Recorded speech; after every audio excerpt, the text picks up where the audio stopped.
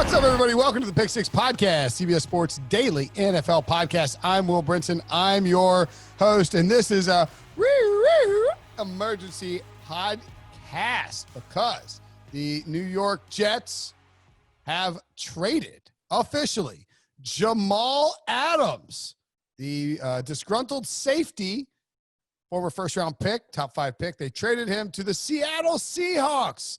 Joining me now to break it down, Ryan Wilson, who's feeling a little bit dangerous. That way you do that joke if you watch us on YouTube, by the way. All of our shows, the emergency pods, the regular pods, the mailbag pods, every show available on YouTube. And if you watch this show on YouTube, you can watch me take a sip of a delicious beer out of an old Tuffy glass, but I'm not drinking an old Tuffy. I'm drinking a Triple Crossings double IPA because it's Saturday at 5:30 and I'll do what I want. Also, shout out to Ridgewood Wine and Beer in Raleigh for hooking it up. My buddy Pat there to take care of me. If you're ever in Raleigh, stop by Ridgewood. Tell him Brinson sent you. Pat. Hey, quickly, I got a question for you. Your buddy was supposed to send me some beer a while ago. I haven't gotten that beer yet. Which buddy? Chris from New Belgium. Yeah, I'll follow up with him. Maybe he's taking the Brinson approach to it, where you promise to send beer and then don't. Right. Over-promise, under-deliver. Way to go, Chris. Absolutely. Welcome to my life.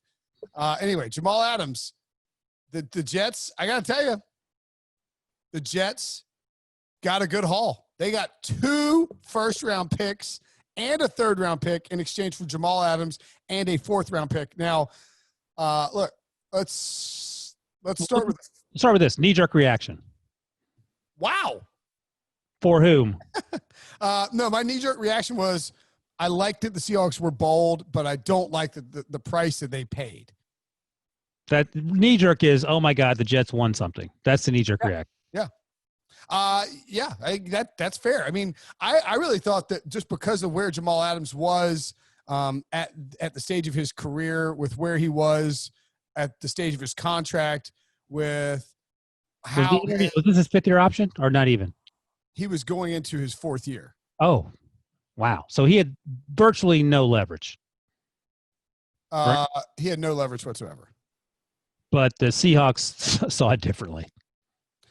Yeah, I mean, Jamal Adams has said previously, prior to being dealt, that he would be willing to play out his deal elsewhere, or he'd be willing to continue playing on his current rookie contract elsewhere, somewhere where he believed that they would negotiate in good faith. He didn't believe that the Jets were ever willing to extend him at the price that he wants to be extended. And therefore, more than Eddie Jackson makes, top safety money. So that's 14.6. Kevin Byard's next at 14.1. Tyron, play the Tyron sound. Tyron Mathieu. He makes $14 million. So we're talking north of 14.6 for Jamal Adams. I think he wants $15 million a year. That's what he wants. Now, do you have Stephen O's numbers in front of you? If you don't, I do. I don't. Go ahead. So Stephen O, our guy at CBS Sportsline, who's a math whiz and does all the numbers and runs all the simulations.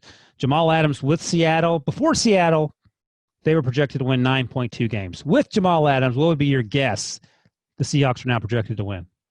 You said 9.2 without? Yeah. 9.3. 9.4. So is that worth $15 million a year? Taking nothing away from Jamal Adams, a player, one of the best safeties in the league, no doubt about it. But he plays a position where it depends. I mean, he plays closer to the line of scrimmage. He's more of a run support guy. Yes, he can cover, but $15 million a year is a lot.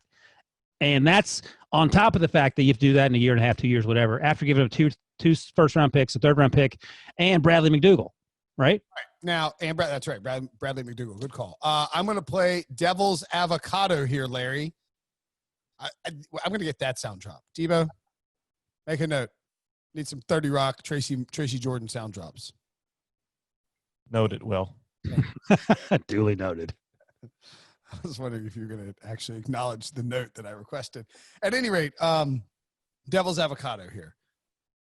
Jamal Adams, it's possible, is the best safety in football and is being underutilized by the Jets defensive scheme that ask him to be a box safety, and that if he's placed in the Seattle scheme where we have seen safeties like Earl Thomas thrive, that he could be an absolute monster and a blue chip player for the Seahawks for the next. I mean, this guy is 24 years old, or maybe he just turned 25.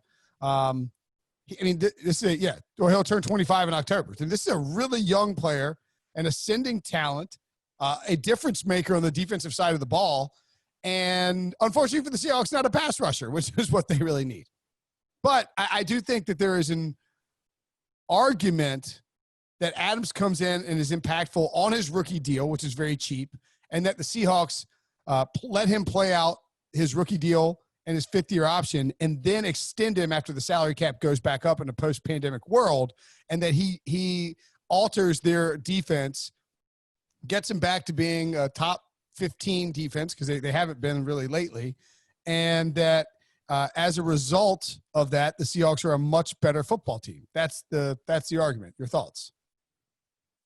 I'm not convinced he's something more. He's not a center fielder, I don't think. And I would just point to Jim Nagy, the head of the Senior Bowl, director of the Senior Bowl, who was also a scout for the Seahawks for the longest time, tweeted this out shortly after the trade. He said, some will say the Seahawks gave up too much for box safety, which is what we're talking about here.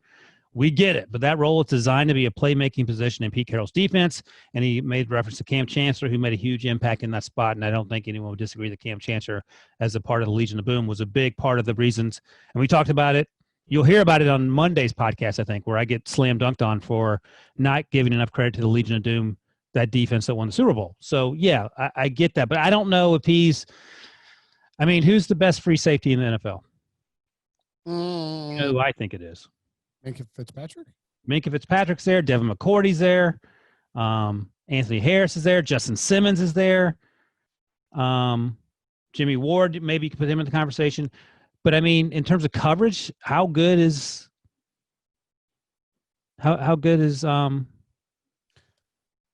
see, that's the argument. And I would say this. Cam Chancellor was awesome. If he is Cam Chancellor, I don't know that you give up 2 first-round picks. No, you don't. Cam Chancellor was a day 3 pick because I think they thought he was slow and all that, but clearly he wasn't. But if he's Earl Thomas, then the trade is worth it. Wait a second. How much did the Steelers give up for Minkah Fitzpatrick? You're like my wife. Thank you. Stop comparing events.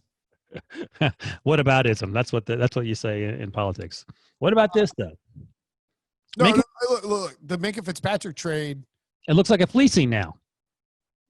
It certainly looks like a better deal than 2 first-round picks, a third-round pick, and Bradley McDougall, who isn't bad. Our buddy Andy Benoit, who watches more tape than anyone, not in the NFL, maybe some people more than the NFL. One thing to remember, Andy tweets out. That's a different Andy tweet. Let me find the other one. Bradley McDougall is this is another one by the Seahawks, but this one is Bradley McDougall is a quality, strong safety as well. The Jets' creative 2-deep zone-oriented third-down scheme is not overly demanding on D-back. So the implication is that Bradley McDougall can come in, Greg Williams' scheme, and probably have some success immediately on a defense that wasn't bad last year. Yeah. And a third-round pick and 2 first-rounders. Bradley McDougall is sort of a throwaway here. But he can come in and play. He's not a throwaway, I would imagine, in the mind of Greg Williams and perhaps Joe Douglas, because he can come in and play, right? Sure, no, it helps. It definitely helps. I just think with Jamal Adams, if he has. By the way, the Jets drafted the kid from Cal to play safety as well. So they also have. I loved him. I know he's from Cal. I can never remember anyone's name after they're drafted. I'll look it up real quick. It is amazing how quickly you do that. I do. Ashton Davis. Ashton Davis. Thank you, Debo. Yeah. Sean Sean would have gotten it. Yeah. Sean's, went to Cal. But right, so they have contingency plans. I'm worried. It sounds like we're missing Sean. We don't miss Sean. We don't. We don't really. I like Sean, but we don't miss him. Small doses with Sean. So if you look at approximate value, we use it a lot when we talk about this on the podcast. It's Pro Football's references metric for determining the value of a season in the context of history, and then of course across you can compare across positions, et cetera, et cetera. Cam Chancellor had 1 season above 10 in terms of approximate value. Yeah. Earl Thomas had 5, 6 of them with Seattle. So if you get Earl Thomas as a safety, then I don't mind giving up 2 first-round picks for him. If you get Cam Chancellor and you just get a box safety, I don't think that's a great deal. It's not 2 first-round picks. It's 2 first-round picks, a third-rounder, and a part-time starter. A third-rounder is huge. Sure. Yeah. No. Yeah. Sure. So, sure. Worth noting, according to our buddies at Football Outsiders, last season the Jets were 18th against the pass, 2nd against the run. The Seahawks were 15th against the pass, but only 26th against the run. Jamal Adams helps against the run, but I don't know if you give that much for a guy to help you get better in the run game. One other thought, I noticed this. I can't remember who. Somebody tweeted it, but I don't remember who it was. Anyway, the Seahawks have basically set. I mean, the Jets, excuse me, have basically set Sam Darnold's rookie contract window on fire. Like, this is them saying we're not in for 2020. So I'm out on the Jets. Wait, why? Just because they got rid of Jamal Adams? I just think when you trade your second best player or maybe your best player. All right, go ahead. And I'll rebut. Go ahead. A month before the season, I don't mind the value. I think Joe Douglas did a great job getting the value. Jamal Adams wasn't happy. He didn't want to play for this team. He didn't want to be part of this organization. I just think when you trade one of the 2 best players on your team, if not the best player on your team, in late July, that you're sort of raising a white flag. If it were a quarterback, sure. But we just read off Stephen O's numbers. The Seahawks go from 9.2 to 9.4 win totals with the addition of Jamal Adams. Where did the Jets go? Let me see if he added that. The Jets. All right, here we go. Before the trade, Stephen O's projections had him winning 6.1 games. What do you think it is without Jamal Adams? 5.9. 5.8. You've been off by 1/10 of a point each time. So there. I mean, they're not giving up on the season, and they are stacked. They are in good position. They're not stacked. They're in great position going forward to make this team better around. No, for sure. Look, Mike McCagnon was a terrible general manager for the Jets. The only 2 good things that he ever did, and I mean this when I say ever, I mean ever. The only 2 good things he ever did, 1 was draft Jamal Adams. 2, trade a bunch of second-round picks to move up to get either Baker Mayfield or Josh Allen, only to have Sam Darnold fall in his lap accidentally. And he never did anything to benefit from those smart moves, including, signing Jamal Adams to a contract. Not that he had the option because he's just eligible this offseason. But, it's a different regime, et cetera, et cetera. I think Joe Douglas has put the Jets in a position where if Sam Darnold is the guy, they have 4 first-round picks coming up in the next 2 years when we should see the salary cap dropping as a result of the pandemic, or at least flattening out, and you have these guys on cost-controlled numbers on these rookie deals. If he hits on 3 of those 4 or 2 of those 4 players, the Jets are going to get a significant boost. I mean, this is like you go out and have a great draft or great 2 drafts in a row, and all of a sudden the Jets, you feel like they might be able to contend. Well, something else. No Tom Brady, so the division's wide open. I think everyone likes the Bills. I think we're on board with that. I think maybe you're still on the Pats bandwagon if Cam's healthy. Is that right? All right, fair enough. But also, is there any other defensive coordinator other than Rex Ryan maybe, and then Bill Belichick, of course, that does a better job with a bunch of no-names than Greg Williams?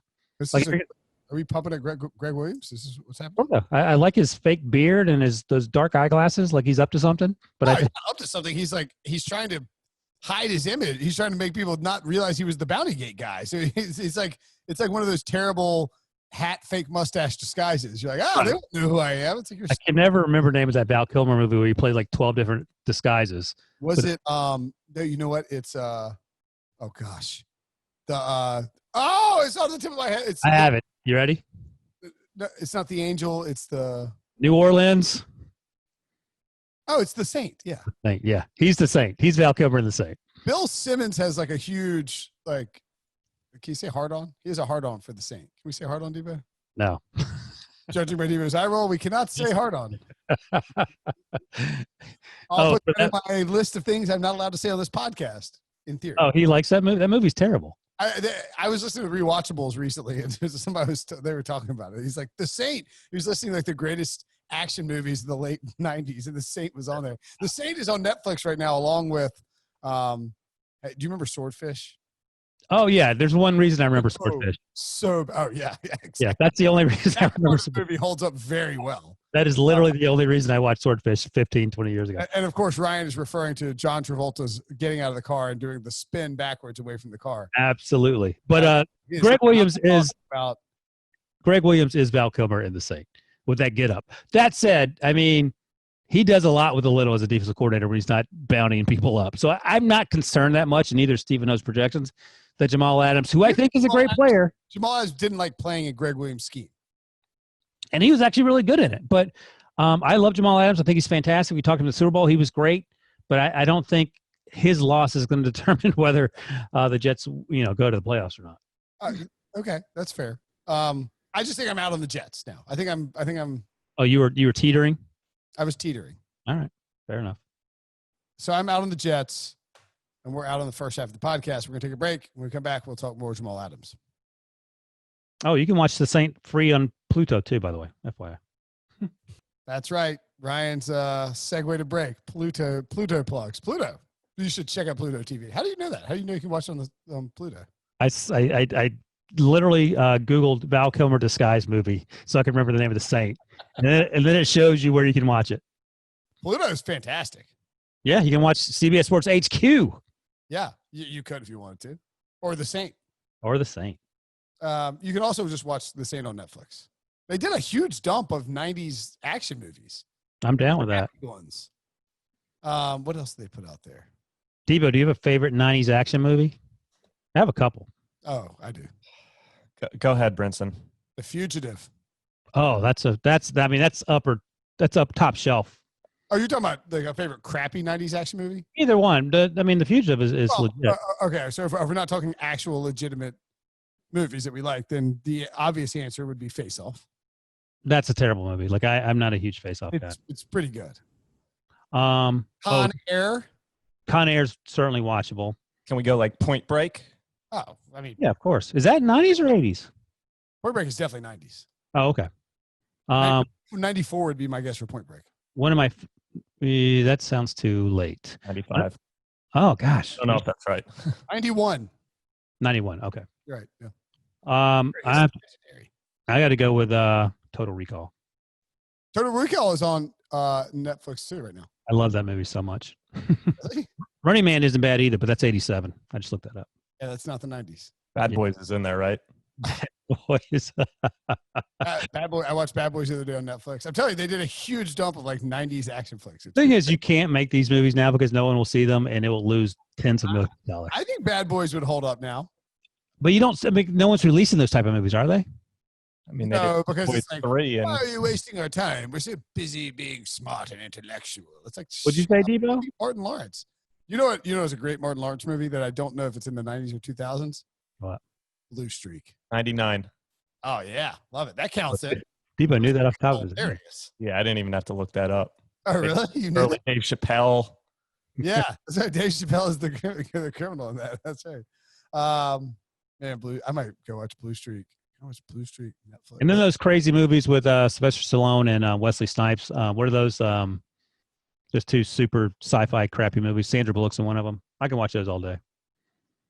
Oh, Speed. No. Sandra Bullock, Wesley Snipes. The Net. No, you're not. Sylvester Stallone. Cliffhanger. Jesus Christ. I got to look it up because I can't remember anything anymore. I need to take that cognitive test. Man, woman, computer. Person's right. Person, man, person, woman, man, camera, TV. That I know. Person. That was weird. What's the Sylvester Stallone movie you're talking about? Hold on. I'm looking it up. I have to look up everything. Riveting podcast. Demolition Man. Oh, yeah, with Wesley Snipes. Yep. And there's they poop in the shells. and there's another one there. Where's the toilet paper? We use the shells here. By the way, John Breach, thank God John Breach texted us. He's going to get this podcast back on track. He's driving to Cincinnati. He's on to Cincinnati. To see his parents and family. I think they get to see the baby for the first time. He is driving and texting with a small baby in the car, giving out trade grades. He actually asked us, what grade would you give the Jets for this trade? Oh, Breach. We have Sean's grade. Do we care about Sean's grade? Where did he give that grade? No one cares. Sean's a lawyer.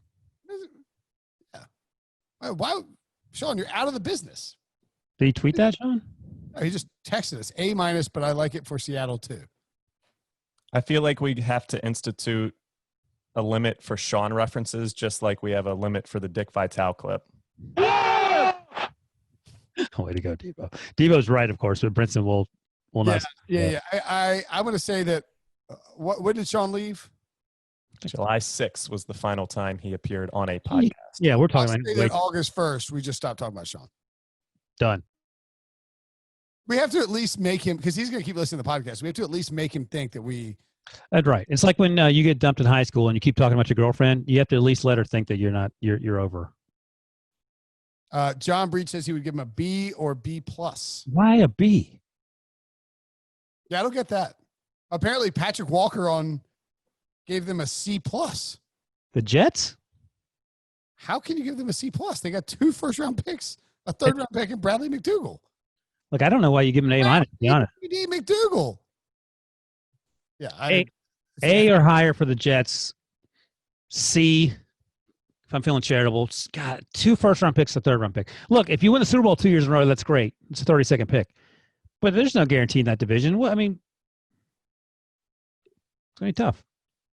Let's see. The Seahawks, I got to close out all these blue streak. Judge Dredd was the other one I was looking for. Judge Dredd's bad. That so bad it's good. Terrible.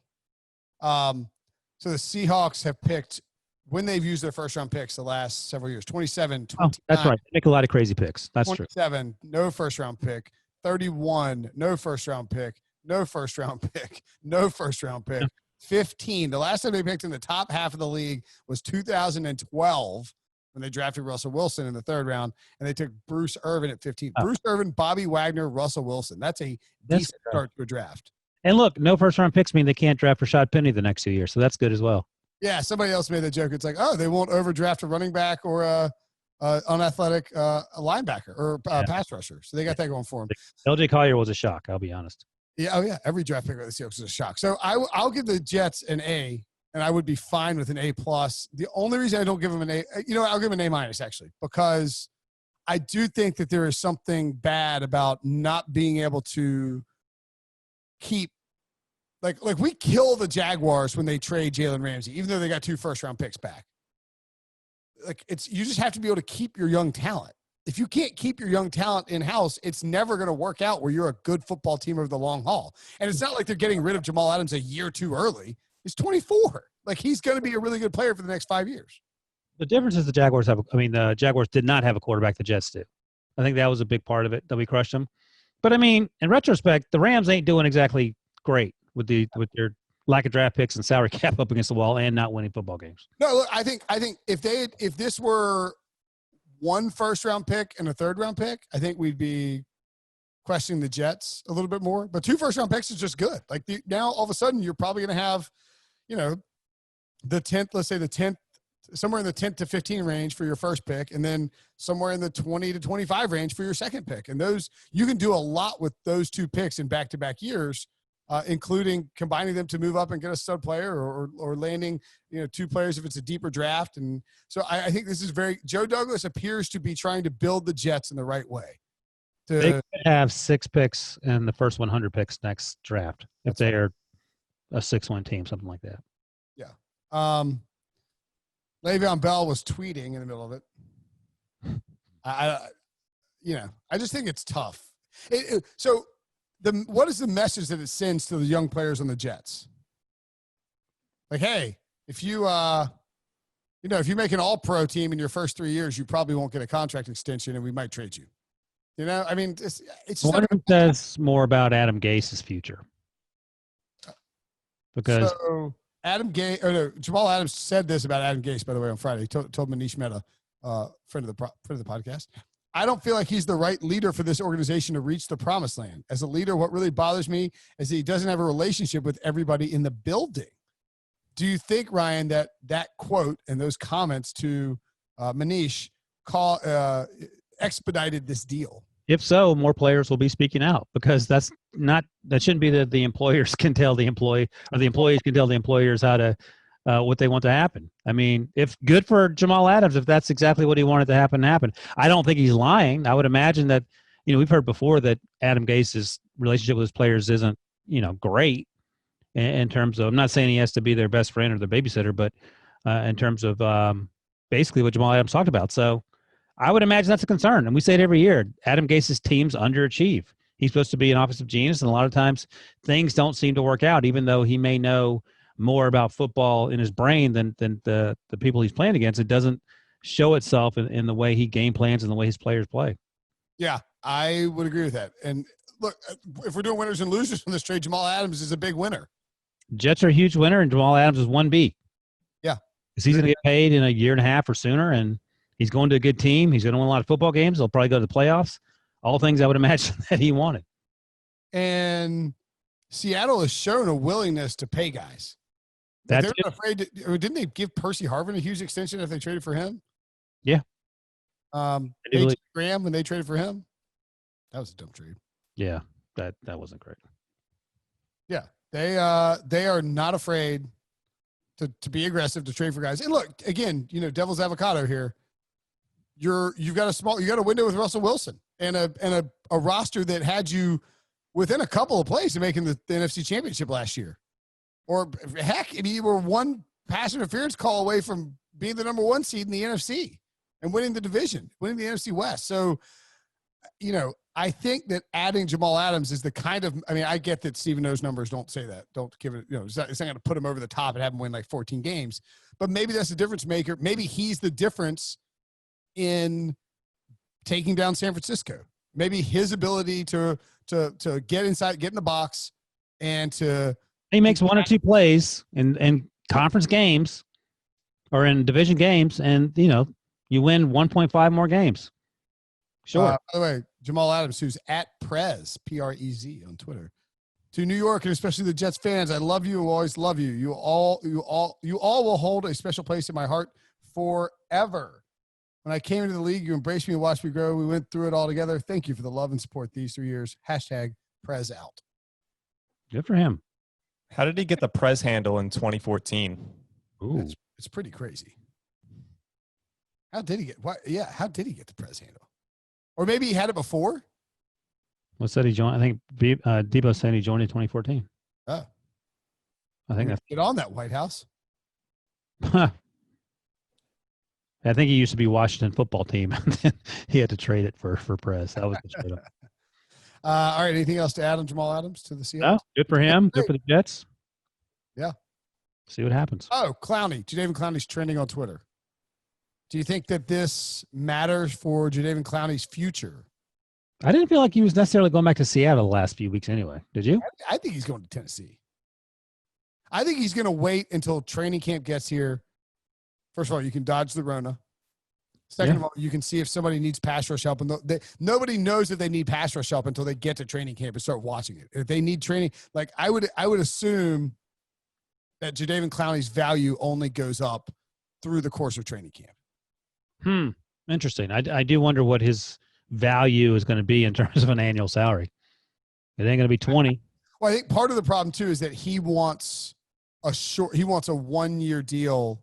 Maybe it's disguised as a 2-year deal. He wants $20 million on a 1-year deal, and that makes it pretty tough because teams just don't have salary cap space. This salary cap freeze or drop is making life much more difficult for Jadeveon Clowney. I'll tell you that much. Yeah, if it's 175 next year, down almost 25 million. Yeah, because I think there are 8 teams right now that will have to cut a bunch of players to get under the salary cap. Should it be 175 in 2021? So, yeah. All right. I don't even know if is this a hot take? Jadeveon Clowney, whatever he signs this year, will be less than what Jamal Adams' new contract will be. 15 million. Less per year. No, I think he'll make more than that. All right. Well, my hot take is he doesn't. Okay, that would if Jadeveon Clowney gets less than $15 million this year, that is somebody's getting fired. It's not that he signs him and steals him for $15 million. All right, that is the Jamal Adams Emergency Podcast. Thanks for listening. Thanks for Ryan for taking your Saturday day off and jumping on. Debo, of course, sits in his chair and waits for NFL news to happen so we can podcast. Thanks everybody for watching on YouTube. Talk to you guys later.